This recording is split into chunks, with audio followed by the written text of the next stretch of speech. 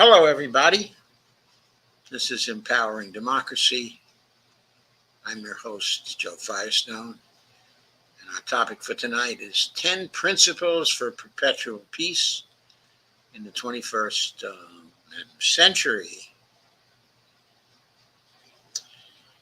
That title, hi, Lana. That title comes from the title of an article by Jeffery Sachs, which I went over briefly on Tuesday. But at that time, I told you that I felt I didn't have time to do it justice. So I thought that this show on Thursday would concentrate only on that article and analysis and commentary on that article. So please share, like, and subscribe. And I'm going to get you right into the Jeffery Sachs article right now. I'm going to break it down basically line by line.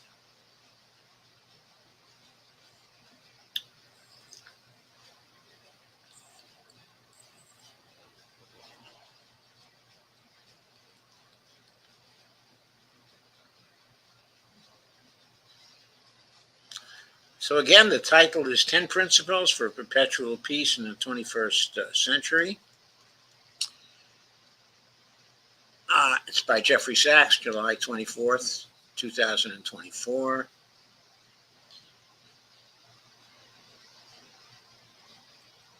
This is a sculpture, Nonviolence, by Carl Frederick Reutersward, shown outside of the UN headquarters in New York.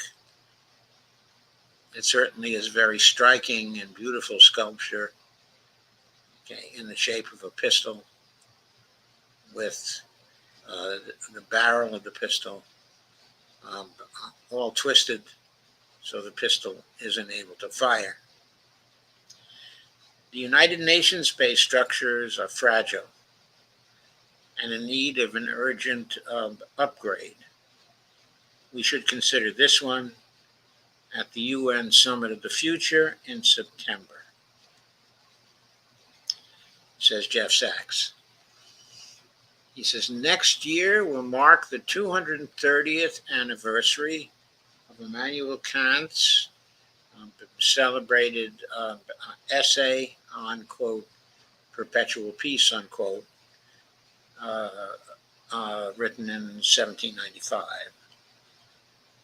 The great German philosopher put forward a set of guiding principles to achieve perpetual peace among the nations of his day. As we grapple with the risk of world war, and indeed at dire risk of nuclear Armageddon, we're at that dire risk right now. Just a comment on Jeff's statement. We should build on Kant's approach for our own time. An updated set of principles should be considered at the United Nations Summit of the Future in September. Kant was fully aware that his proposals would face the skepticism of, quote, practical, unquote, politicians. And a quote from Kant, quote, the practical politician assumes the attitude of looking down with great self-satisfaction on the political theorist as a pedant whose empty ideas in no way threaten the security of the state, inasmuch as the state must proceed on empirical principles, so the theorist is allowed to play his game without interference from the worldly wise statesman.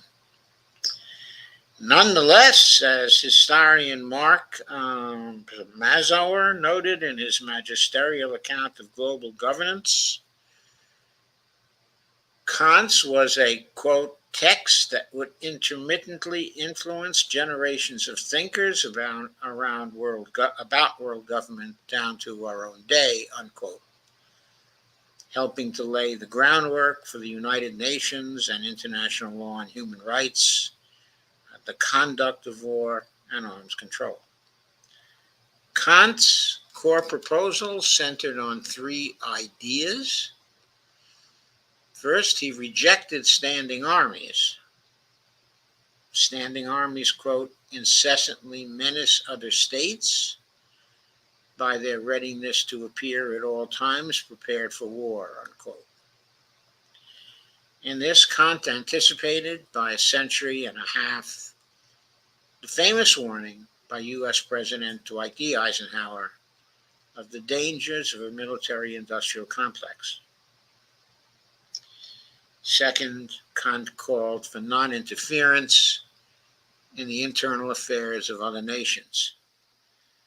In this, Kant inveighed against the kind of covert operations that the U.S. has used relentlessly to topple foreign governments.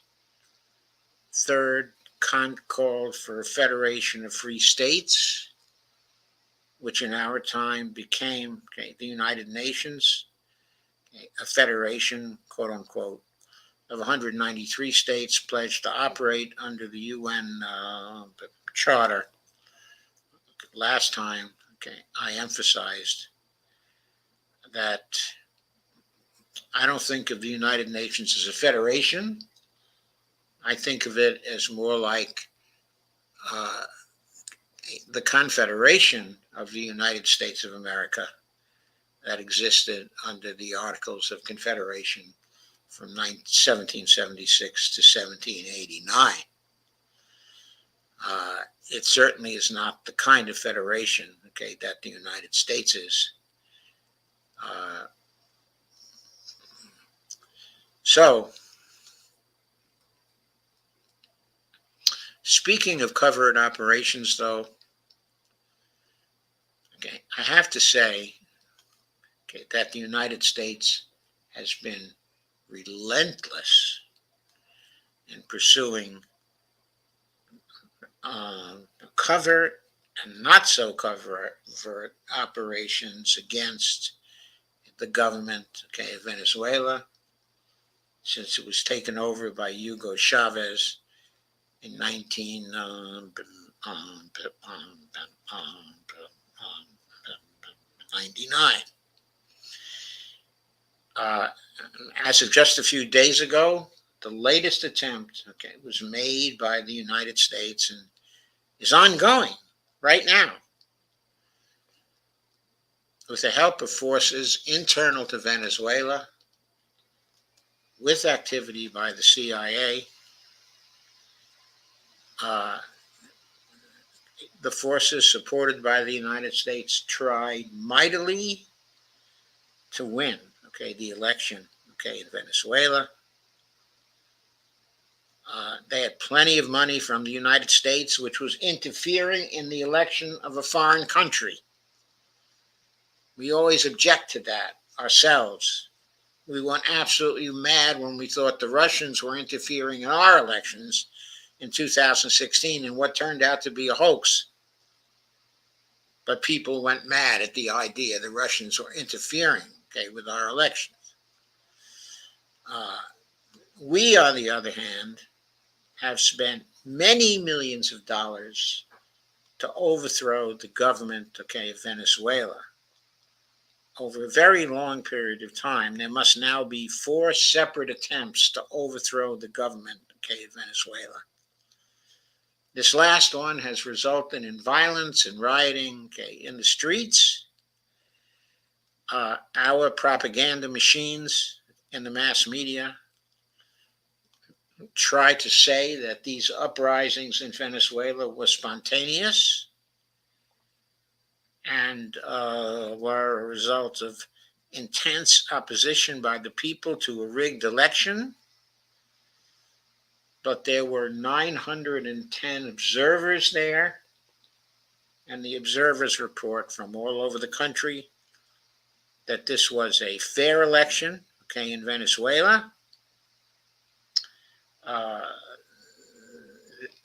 They were close observers all over the country. in each of the electoral districts, and they comment often on the electoral system, in Venezuela, which is very, very hard to subvert. And there is no evidence, as of this writing or reading, that the government, of Venezuela did anything to subvert this particular election. Why would they? Their rallies numbered 1 million people. Huge support being shown for the regime, and the regime won by 7 points, 51 to 44%. There was no indication of any hanky-panky. Even before the election was held, the opposition was saying, if they don't win, they won't accept the results of the election, because there are polls that are showing that they absolutely have to win. So if they don't win, it means that it wasn't an honest election. The people involved there, in Venezuela, of course, never described the polling organizations as what they were. Polling organizations that were related to and governed by the Global Media Opinion Organization, which was created by the United States to do polling, in other nations, and which includes polling organizations that were directly set up by the United States and that have been biased for years and years and years, don't give a realistic or accurate picture of the polling in various countries. These polling organizations are an instrument for overturning the governments of Latin America that the United States does not favor. But going on with the article, Kant put great hopes on republicanism as opposed to one-person rule as a check on war making. Kant reasoned that a single ruler will readily succumb to the temptation of war.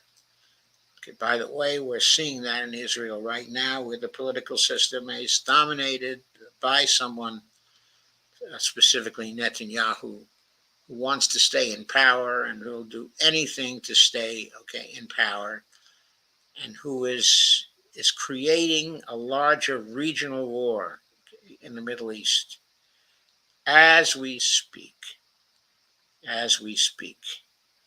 because he's trying to save his own political skin, and he knows there's no chance to save it unless he gets the United States involved in a war with Iran, which he is attempting to do in all kinds of ways. He's been attempting to do it for weeks, but his latest moves involve 2 critical assassinations, which were conducted in such a way that they're guaranteed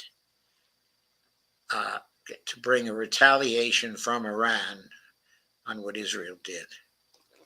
Further quote, from Kant, quote, a declaration of war is the easiest thing in the world to decide upon, because war does not require of the ruler, who is the proprietor and not a member of the state, the least sacrifice of the pleasures of his table, the chase, his country houses, his court functions, and the like, or in Netanyahu's case, his plane, his government plane. He may therefore resolve on war as on a pleasure party for the most trivial reasons, and with perfect indifference leave the justification which decency requires to the diplomatic corps, who are ever ready to provide it.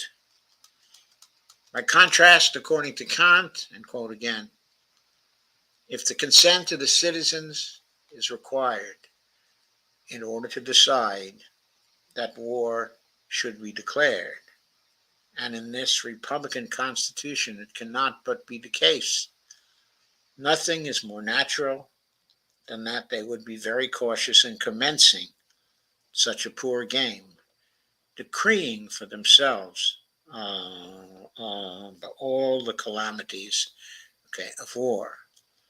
I think that Kant was right about this, but he couldn't have anticipated how, in republics like the United States, the overweening power of the executive would become the order of the day through certain historical moves, through prosecutions of world wars, and the Cold War. It became the habit of our citizens. It became the habit, of our Congress to leave foreign policy to the executive, basically leave foreign policy to one man, the President of the United States and his minions, in the executive branch, of the United States. Congress has largely been dealt out of it, except to provide spectacles, like we just saw when Netanyahu came to the United States, and spoke to the Congress and the people who were there. Not all the people in Congress by any means. More than 100 stayed away from his talk, but there were enough people here, to create a spectacle of the whole Congress cheering for Netanyahu 58 times, in spite of the fact that he was the perpetrator of genocide and had made our nation a complicit, in that particular genocide. The one man who runs foreign policy and has made terrible decisions in getting us involved in the run-up to the Ukraine war, and then, in the Ukraine war, itself, and then in efforts in Asia, hostile to China, and finally in giving Israel a blank check in Western Asia to commit a genocide against the Palestinians, supposedly in retaliation for the attack on October 7th.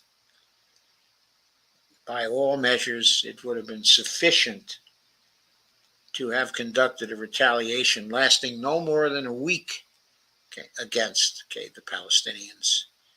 Instead, we've had a retaliation of 9 months now, and the fatalities, as estimated by the Lancet, have now reached 186,000 people out of the 2.3 million who live, in Gaza, and many of the rest are on the point of starvation, and the spread of disease and famine.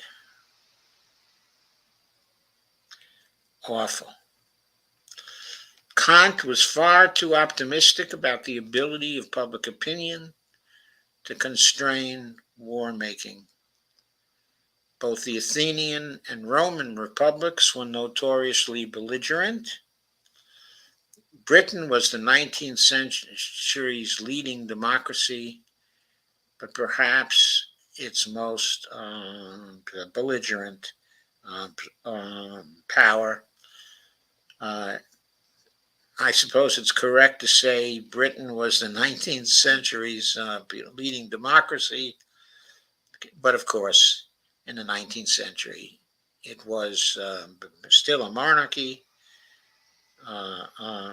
even though the parliament was running things, in the 19th century. And I don't think the parliament was exactly completely democratic. The House of Lords at that time was still very powerful, and the parties were such that once a party gained control, the leader of that party was basically one man, and it was possible for that man, because of party discipline, to fight wars whenever they wanted to fight wars. And the illustration of that, of course, the leading illustration during the 19th century, which was mostly a time of peace, was the Crimean War.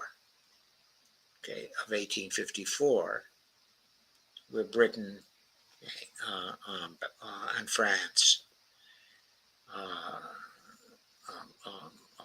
plotted to try to overthrow the Tsar, in Russia, and to weaken Russia for basically no good reason. And so they attacked and fought the most bloody war of the 19th century.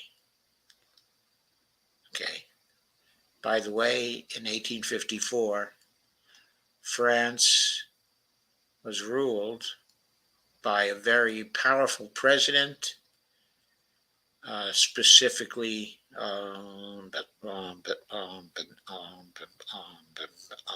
Napoleon III, Louis Napoleon. I don't recall whether he had yet declared the French Empire in 1854, but of course he took control after the Revolution of 1848, and he was the president by 1852 and involved in a long reign there until 1870. For decades, going on with the article, the United States has engaged in non-stop wars of choice and violent overthrows, of foreign governments. Yes, and that too can be attributed to the weakness of the Republican impulse and the Republican structure because of the weakness of Congress and the fact that Congress has allowed what is supposed to be the primary power in our state, specifically the legislative power. Congress has ceded power again and again over a period of years to the executive branch and to the judiciary.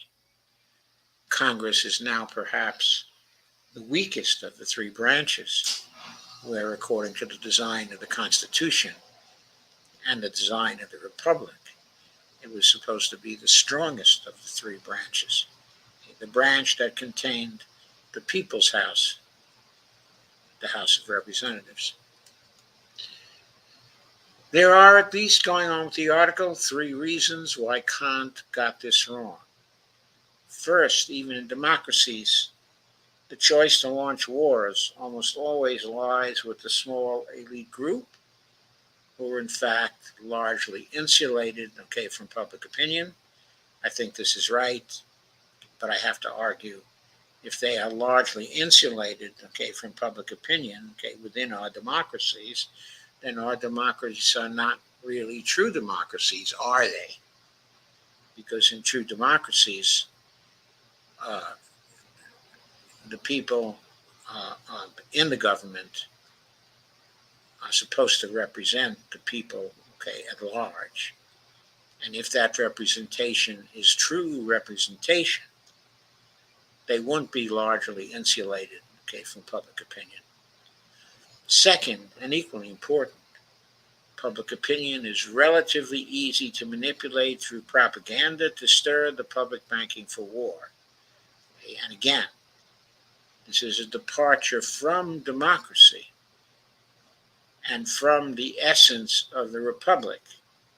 It has something that has occurred, though, in our republic, and that's been a prominent part, of our republic, at least since the 1930s and perhaps before.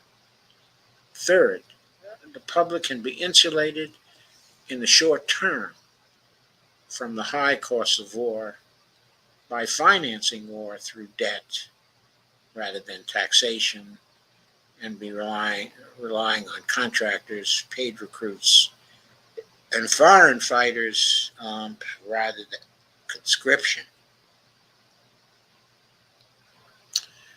In our republic, the public can be insulated in the short term from the high cost of war by financing the war through direct orders from the Congress given to the Federal Reserve. what I've called overt congressional financing, or through minting trillion-dollar coins to fund the war. It's not necessary to turn to debt. It's not necessary to turn to taxation. The costs of war can be financed in these ways, as well.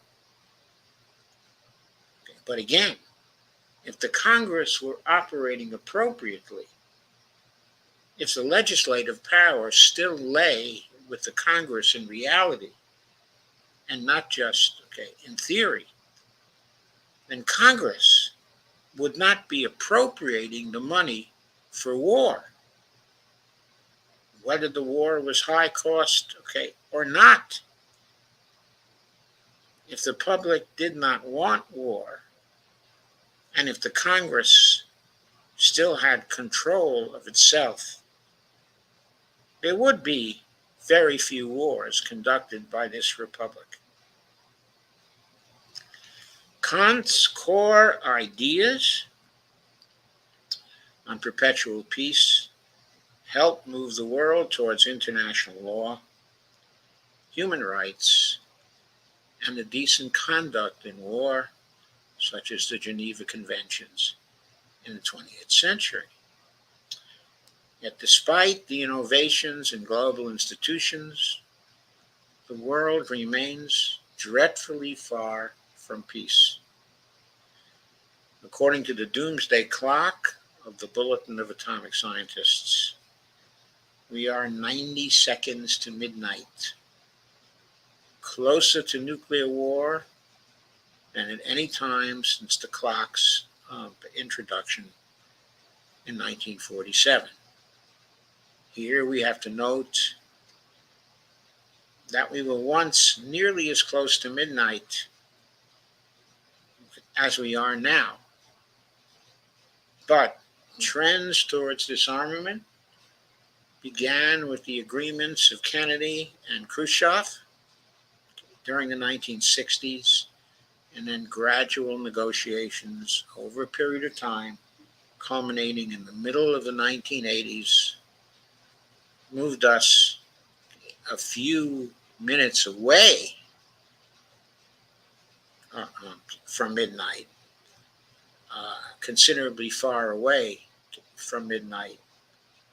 Then our governments very gradually, after the fall of the Soviet Union, decided to abrogate our disarmament treaties gradually over time, until in the Trump administration, they got rid of the INF treaty, perhaps the best of the disarmament treaties. And that was abrogated by Trump during his term, in office. And it's these actions that have brought us closer to nuclear war than at any time since the clock's introduction in 1947. Going on with the article. The global apparatus of the UN and international law has arguably prevented a third world war to date. UN Secretary General U Thant, for example, played a vital role in peacefully resolving the 1962 Cuban Missile Crisis. Yet, the UN-based structures are fragile and in need of an urgent upgrade. For this reason, I urge that we formulate and adopt a new set of principles based on 4 key geopolitical realities of our time. First, we're living with the nuclear sword of Damocles over our heads. President John F. Kennedy put it eloquently 60 years ago in his famous peace speech when he declared, quote, "I speak of peace because of the new face of war. Total war makes no sense in an age where great powers can maintain large and relatively invulnerable nuclear forces and refuse to surrender without resort to those forces. It makes no sense in an age where a single nuclear weapon contains almost 10 times the explosive force delivered by all the Allied air forces in the Second World War. Unquote. Second, going back to the article, we have arrived at true multipolarity. For the first time since the 19th century, Asia has overtaken the West in economic output. We are long past the Cold War era in which the U.S. and Soviet Union dominated, or the, quote, unipolar moment, unquote, claimed by the U.S. after the demise of the Soviet Union in 1991. The U.S. is now one of several superpowers, including Russia, China, and India, with several regional powers as well, including Iran, Pakistan, and North Korea. The U.S. and its allies cannot unilaterally exact their will in Ukraine, the Middle East, or the Indo-Pacific region. The U.S. must learn to cooperate with the other powers. Third, we now have an extensive, of course, I completely agree with that paragraph. Third, we now have an extensive and historically unprecedented set of international institutions for formulating and adopting global goals, e.g., regarding climate, sustainable development, and nuclear disarmament. Also for adjudicating international law and expressing the will of the global community, e.g., in the UN General Assembly and UN Security Council. Yes, these international institutions are still weak when the great powers choose to ignore them. Yet they offer invaluable tools for building a true federation of nations in Kant's sense. Fourth,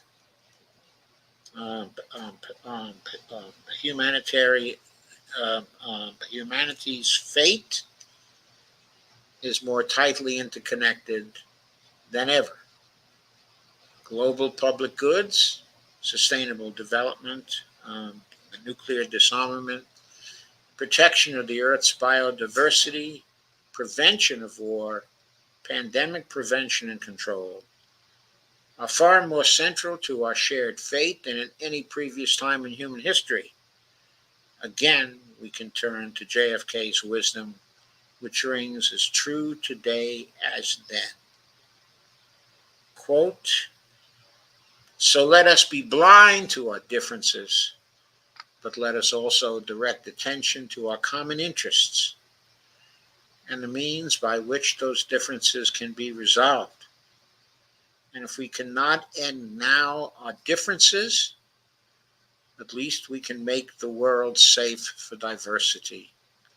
For in the final analysis, our most basic link is that we all inhabit this small planet. We all breathe the same air. We all cherish our children's futures, and we are all we are mortal. What principles should we adopt in our time that could contribute to perpetual peace? I propose 10 principles for perpetual peace in the 21st century and invite others to revise, edit, or make their own list. Before I get to the principles, I do want to take a look at your comments. I also want to make sure that I have shared this to Facebook. I don't think I yet have. And I should have done so long ago. So, let me do that.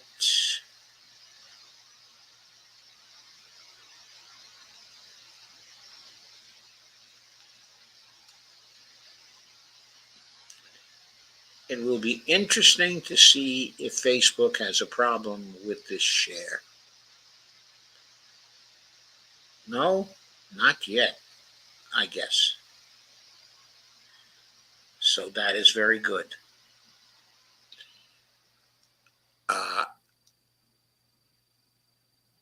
So let me get back to looking at your comments. Okay, so Lana said hello and was sharing, and Dee said hello and said hello to Lana also. Dee pointed out, no 9 p.m. show tonight. Robert Copeland said, Putin is doing the same thing in Russia against Ukraine. Uh, Lana says, hi, Dee.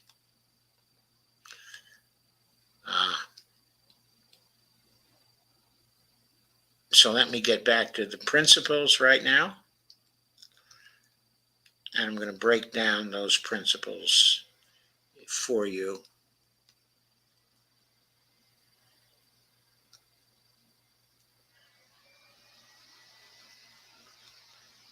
Let me share the screen once again with those principles. The first 5 of my principles are the principles of peaceful coexistence proposed by China 70 years ago and subsequently adopted by the non-aligned nations. These are 1,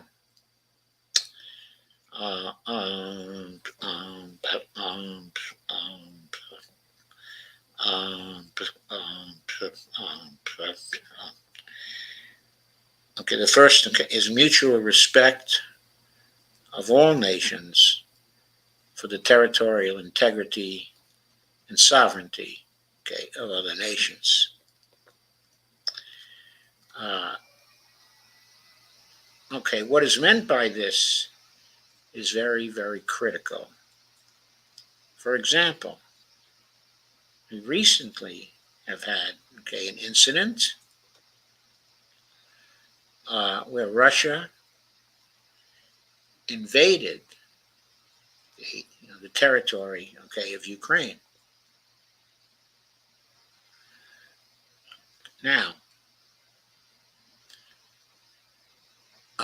this would seem to violate the first rule.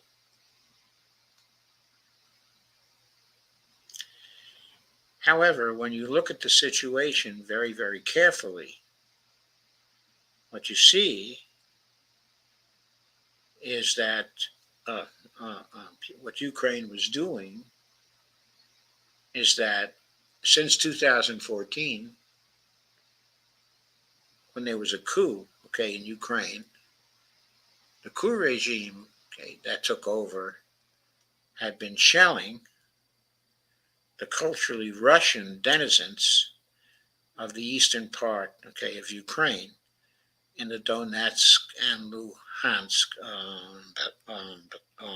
regions, okay, of Ukraine. They killed 14,000 people. During this period, the Russians made attempts to negotiate the situation with respect to Ukraine. 2 Minsk agreements were successfully negotiated. They were ignored by Ukraine. Ukraine kept up, okay, the shelling,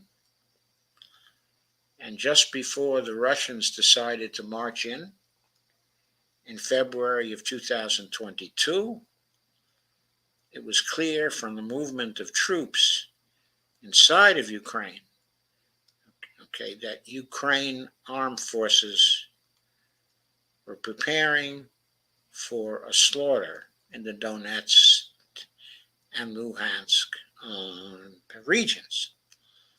Furthermore, the situation was ambiguous with respect to whether the Russians were violating the territorial integrity and sovereignty, okay, of Ukraine, because what had happened in the period between 2014 and 2022 was that 2 republics were formed,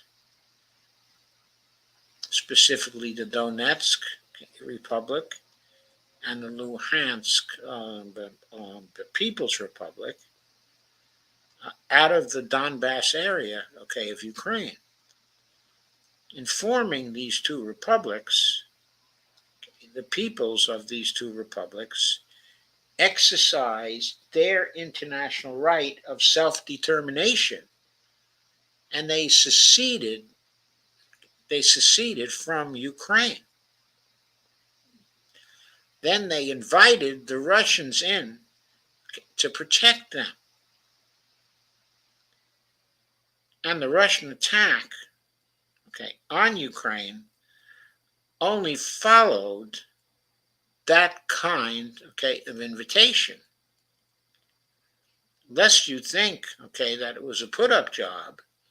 For years before that, the people of the Donbass had called for the Russians to intervene and protect them from the shelling and slaughter they were going through, when 14,000 of their people were killed over a period of 8 years from the shelling by the Ukraine armed forces.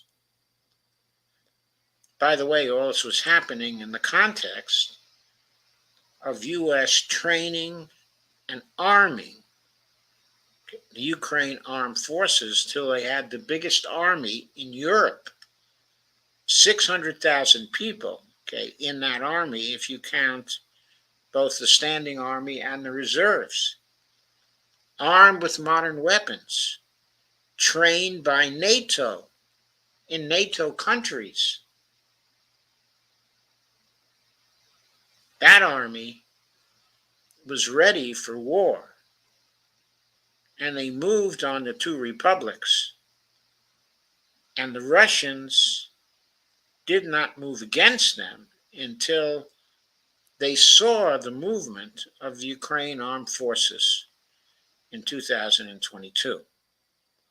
Now, I go through all this to point out that while mutual respect of all nations for the territorial integrity and sovereignty, of other nations, that is sometimes in conflict, as it was in the Ukraine situation, with the right of self-determination that peoples have. So that at the time of the Russian invasion, it was ambiguous as to whether they were invading Ukraine or providing support for the people's republics. The situation wasn't clear from an international point of view. Now, the West likes to claim that it was clear, that it was absolutely clear. But of course, the Russians, from a legalistic perspective, justify their invasion of Ukraine using the same justification as was used by NATO in its attacks on the former Yugoslavian republics during the 1990s.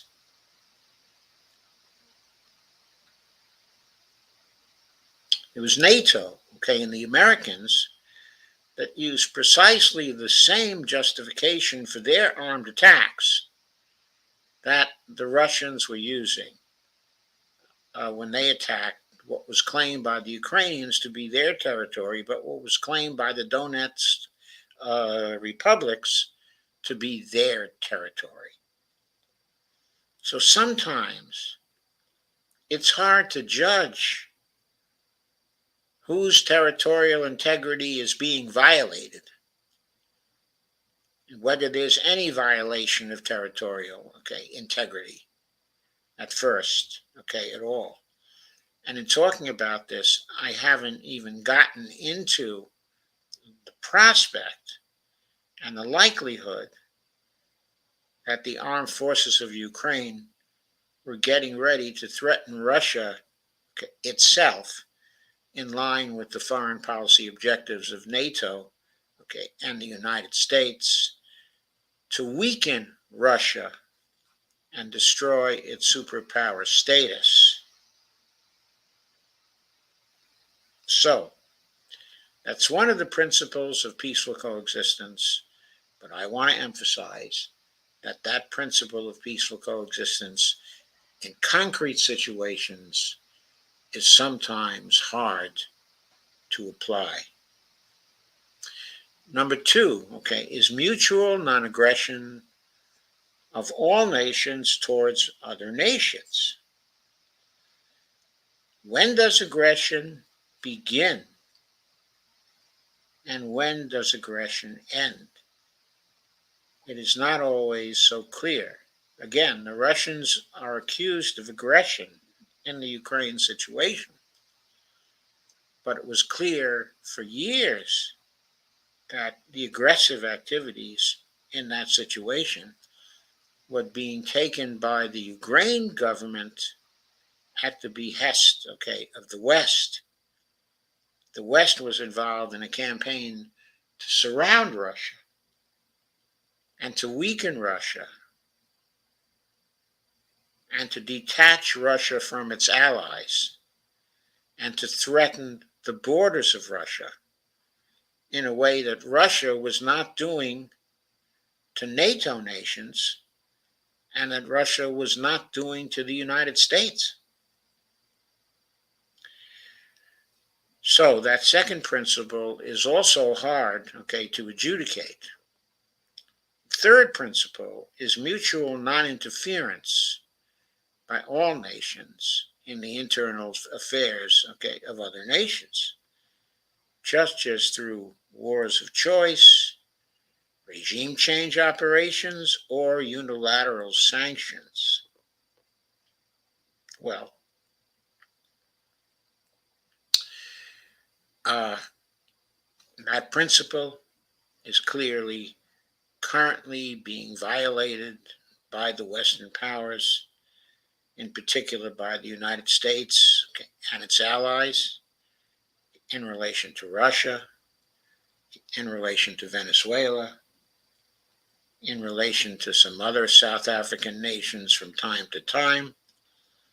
Wars of choice, regime change operations, and unilateral sanctions have been the order of the day for decades in international relations right now.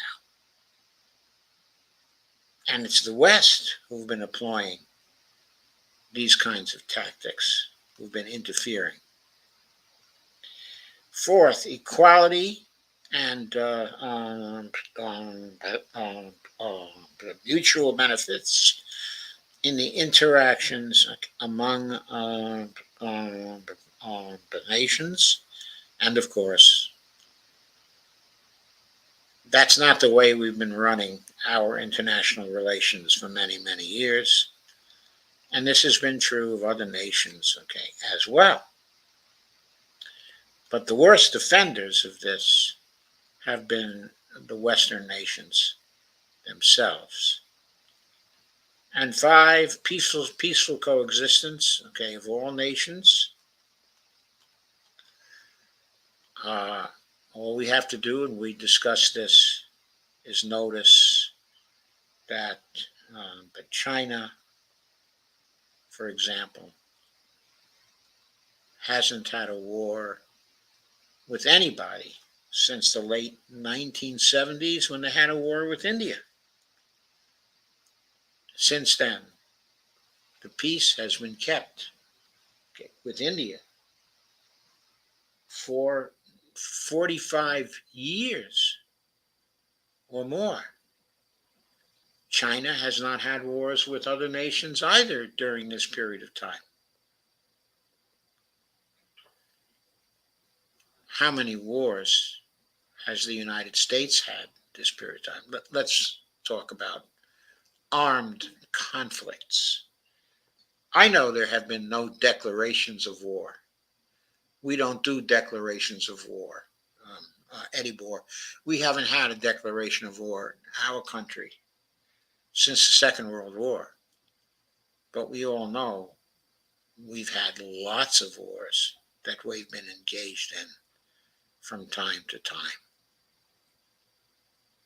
How many wars can we count them? The Korean War, the Vietnam War,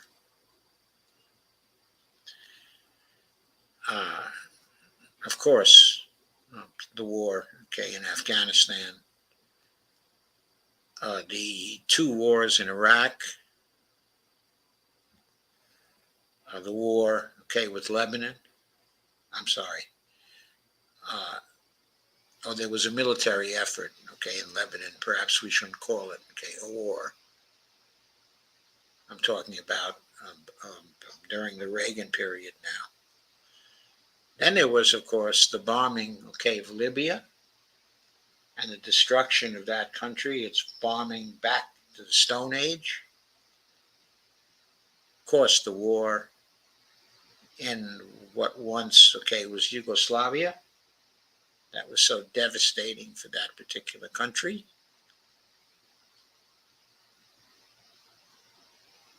And various brush fire wars where we've been involved at low levels. For example, in Thailand, peaceful coexistence of all nations.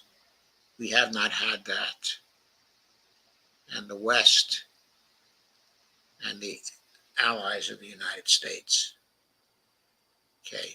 have not engaged in that for many, many years. To implement these 5 core principles, I recommend 5 specific principles of action. 1, the closure of overseas military bases, of which the US and UK have by far the largest number. I think, how many does China have overseas military bases? 5? Something like that. How many do we have? 800? 900? I forget the frickin' number. The end of covert regime change operations and unilateral coercive economic measures, which are grave violations of the principle of non-interference in the internal affairs of other nations.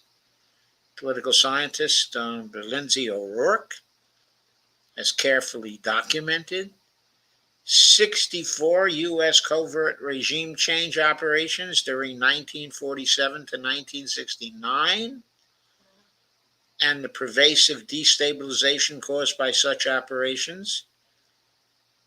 And how many covert regime change operations have been there since 1969?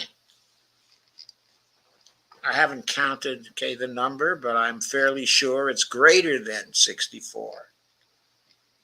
Going on, adherence by all nuclear powers, US, Russia, China, UK, France, India, Pakistan, Israel, and North Korea. And maybe Brazil needs to be brought into here too. To Article 6 of the Nuclear Non-Proliferation Treaty, all parties must pursue negotiations in good faith on effective measures relating to the cessation of the nuclear arms race and to nuclear disarmament, and on a treaty on general and complete disarmament under strict and effective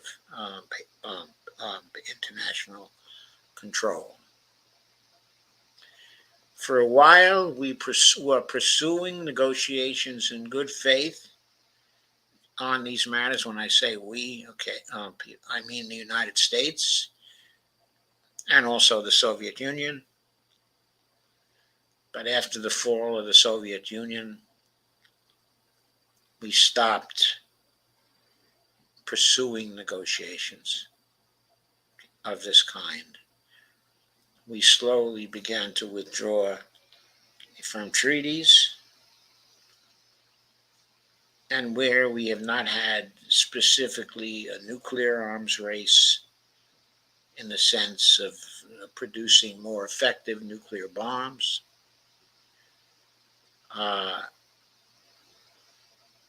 we have been involved in a missile race with many, many powers, involving the invention of cruise missiles and drones and hypersonic missiles and weapons of various kinds. whose purpose is to destabilize the balance of power and to give ourselves, an advantage over other powers. We've gone away from disarmament and we've moved into rearmament. Unfortunately, this has not been something that we've pursued with success compared to the success of other nations. We lost the hypersonic missile race because we decided not even to participate in it. We are way behind the Russians, in this respect, which has led to destabilization in the international system and puts us at a great disadvantage right now in Western Asia and in Ukraine. 4, the commitment by all countries not to strengthen their security at the expense of the security of other nations, quote unquote, as per the OSCE Charter. We have not lived up to this particular commitment. Going on with the article, states will not enter into military alliances that threaten their neighbors and commit to resolve disputes through peaceful negotiations and security arrangements backed by the United Nations Security Council. That's a wonderful principle that we have not been observing.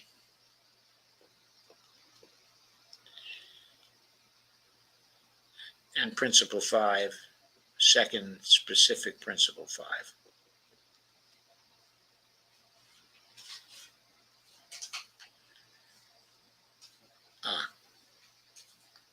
That's the commitment by all nations to cooperate in protecting the global commons and providing global public goods, including fulfillment of the Paris Climate Agreement, the Sustainable Development Goals, and reform of the institutions of the UN. So those are the 10 principles. I tried to comment on each one. I've tried to comment on the difficulty of following some of the principles due to the difficulties of interpretation. None of this makes these principles invalid. They are good principles. We ought to commit to them in the foreign policy of the United States. They are not principles that either the leaders of the Republican Party or the leaders of the Democratic Party are willing to commit to. Only some of our third parties might be willing to commit to these principles. In particular, the Green Party and one of the socialist, alternative parties, and perhaps eventually the We the People Party, though its own attitudes towards the Israel-Gaza situation belie the acceptance of these principles by that particular party. To finish up here, today's great power confrontations, notably the U.S. conflicts with Russia, China, Iran, and North Korea, are largely due to America's continued pursuit of unipolarity via regime change operations, wars of choice, unilateral coercive sanctions, and the global network of U.S. military bases and alliances. 10 principles listed above would help to move the world to peaceful multilateralism governed by the United Nations Charter and the international rule of law. I have to say, in conclusion, that in my view, the leading exponent of international peace in the area of the international system today is the author of this article, Jeffery Sachs. And I look forward to the time when Jeffery Sachs might be selected by a new president of the United States to be the Secretary of State of this country, so he would be able to negotiate the acceptance of these 10 principles by all of the nations, of the world, so we could end the nightmare we are in now. When we go to sleep tonight, we all must be concerned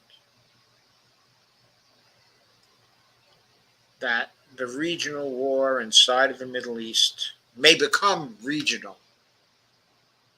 may be fully blown a regional war, because the Iranians must retaliate and will retaliate against what Israel has just done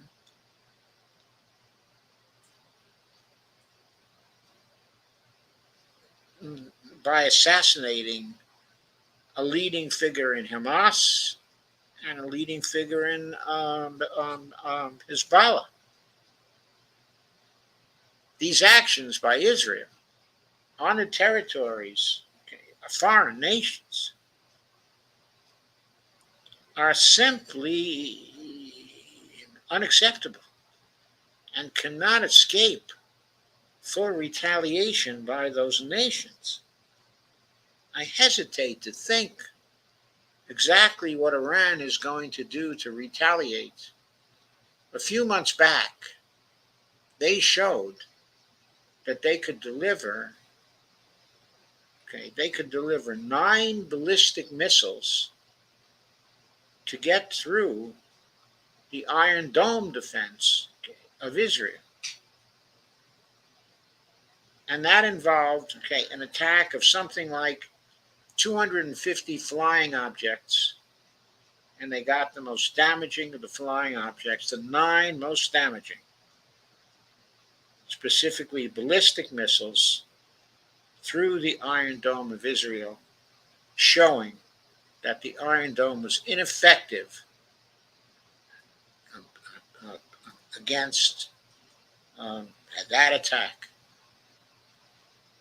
Now, the Iranians are capable of delivering an attack 10 times as large, maybe 30 times as large, perhaps an attack involving 10,000 objects.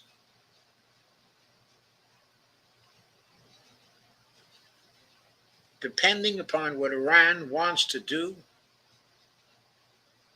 we may be looking at the destruction of Tel Aviv and Haifa and other key Israeli towns and cities. We may be looking at a precision attack on the settlers in the West Bank. We may be looking at a retaliation of such a scale that it will bring Israel to its knees and bring them to the point of it using its nuclear weapons to try to survive. This is an enormously dangerous moment. We cannot afford too many more of these moments. The nations in conflict now must be brought to the table.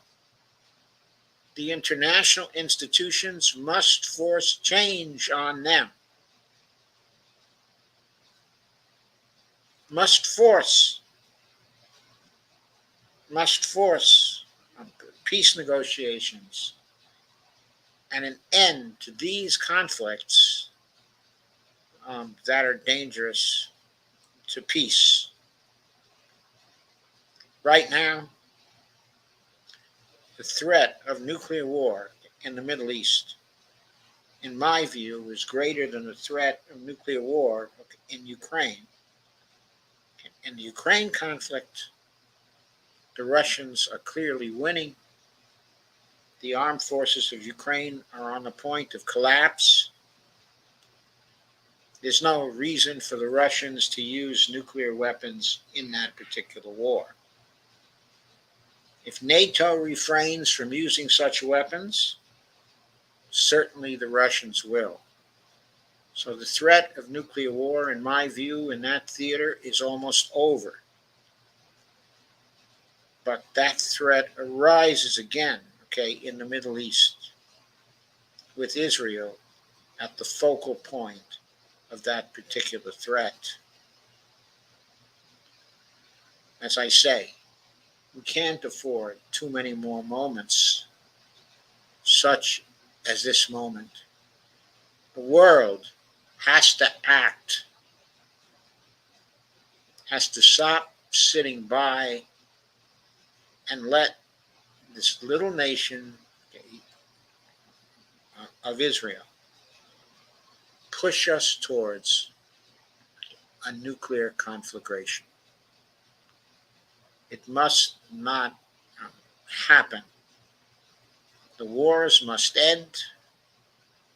The world must move to ending the climate emergency. I will now consider your comments. And thank you for your attention.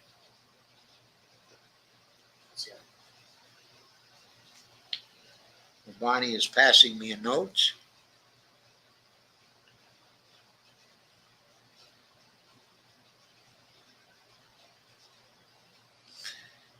Okay, it's hard for me to read this. Could you turn on that other light? Thank you. Bonnie comments. We need new businesses to start. Okay, maybe you should read it. Read me what you wrote. We need new businesses to start opening in the U.S. The government has not encouraged this country to strengthen their business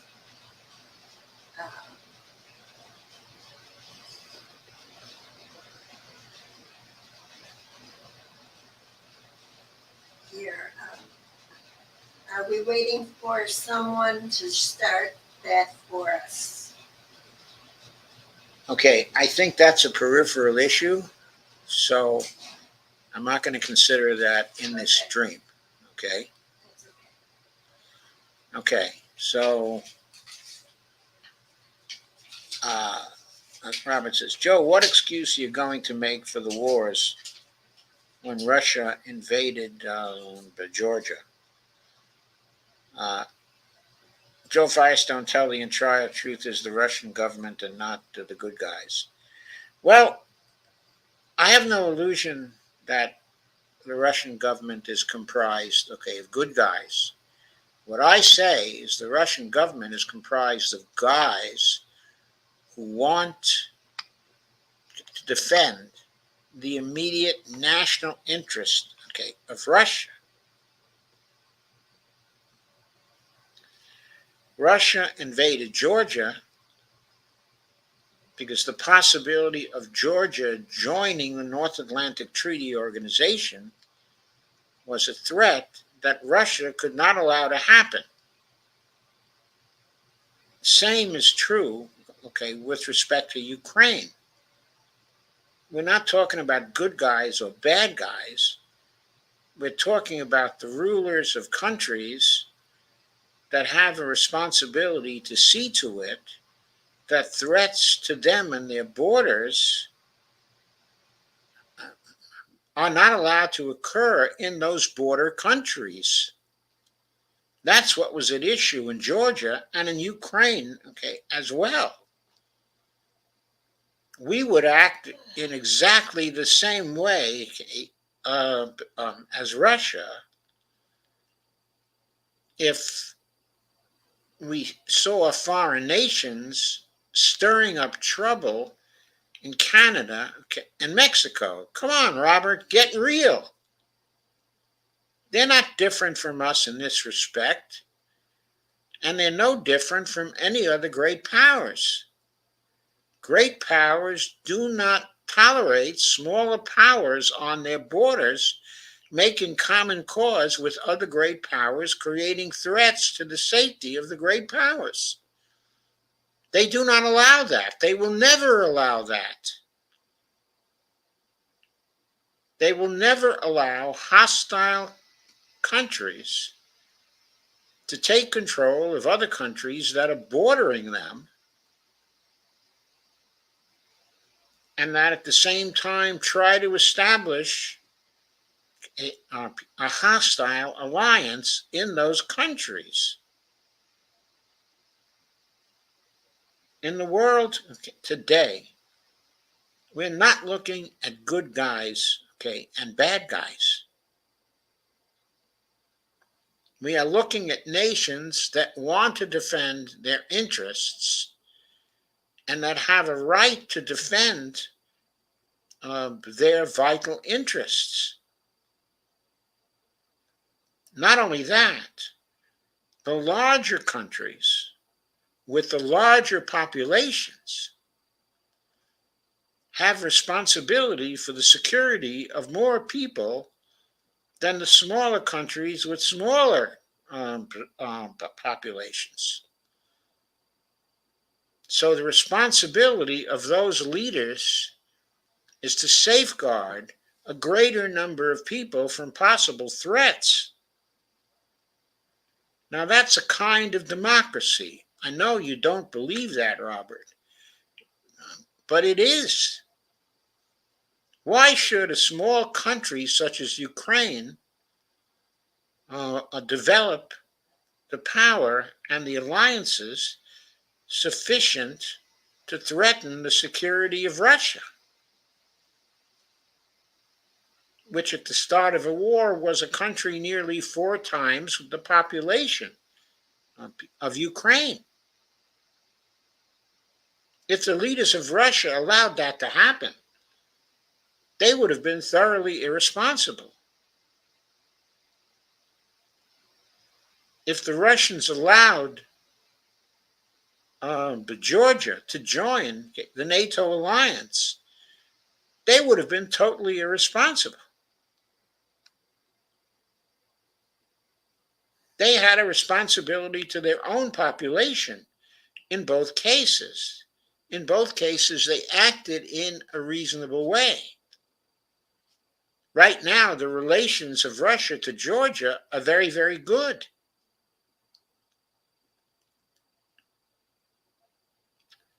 The wounds created by that invasion and that conflict have healed.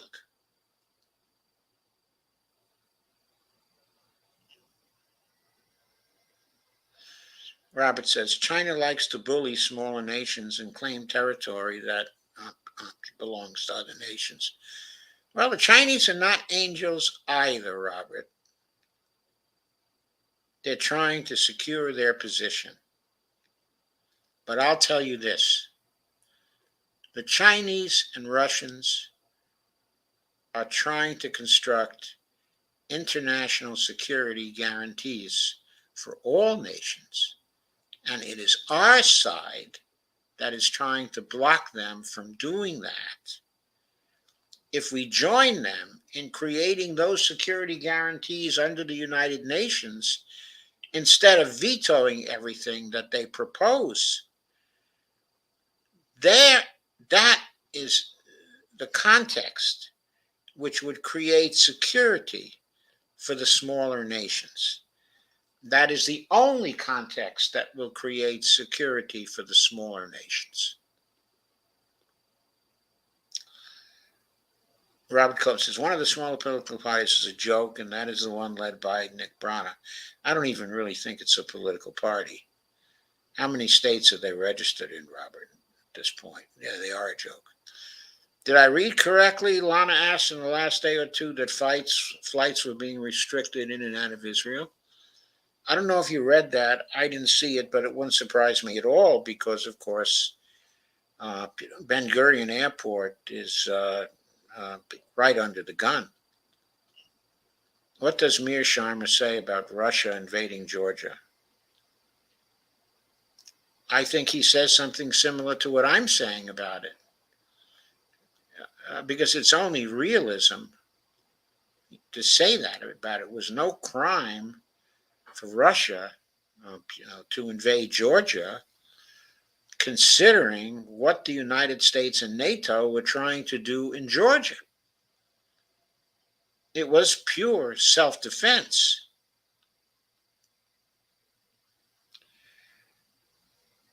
Russia scared other countries to join NATO, which are Finland and Sweden. Yes, they did scare them. Why they got scared was because of the stupidity of their leaders. There were no plans by Russia to invade either Finland or Sweden.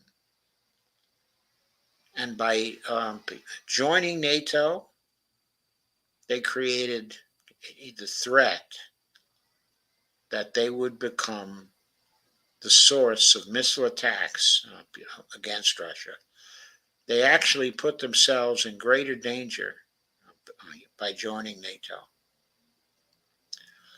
Lana says, okay, I'm not completely crazy. Delta and United to suspend flights, to Tel Aviv.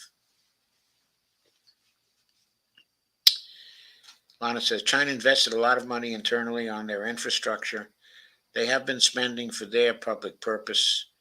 We keep spending on war. Lana, that's absolutely true. Robert says, Joe, I agree with you about the People's Party. Yes, that is the People's Party, or was the People's Party. I don't even know if they're a party anymore. It seems to me they were just a money-raising activity for Nick Brana and his family.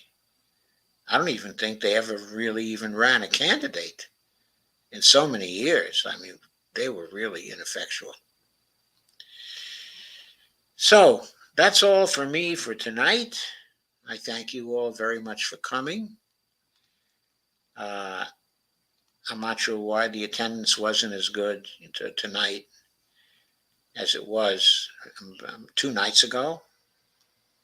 I very much liked my stream, a couple of nights ago, but I don't think it was anywhere near as important as this particular stream. Anyway, thank you all for coming, and I will probably see you next on Saturday night. I'm off tomorrow because I must continue to take extra time off to get my business done. Lana asked, did you get that article I sent? Okay, not yet. If you sent it by Twitter DM, Lana, a link to it, then I haven't looked at Twitter today except to tweet out this stream. But I will look around for it now. Okay. Thanks for coming. Thanks for sharing. And hopefully I'll see you guys on Saturday night. I will try to see you on Saturday night. If not, I will be back on Tuesday. Thank you very much for coming. On Twitter DM from Brett Scott. Very interesting. I certainly will take a look at it, Lana. Steve Wolfman says, good night, Doc. Thank you, Steve. You have a great night, too. See you soon.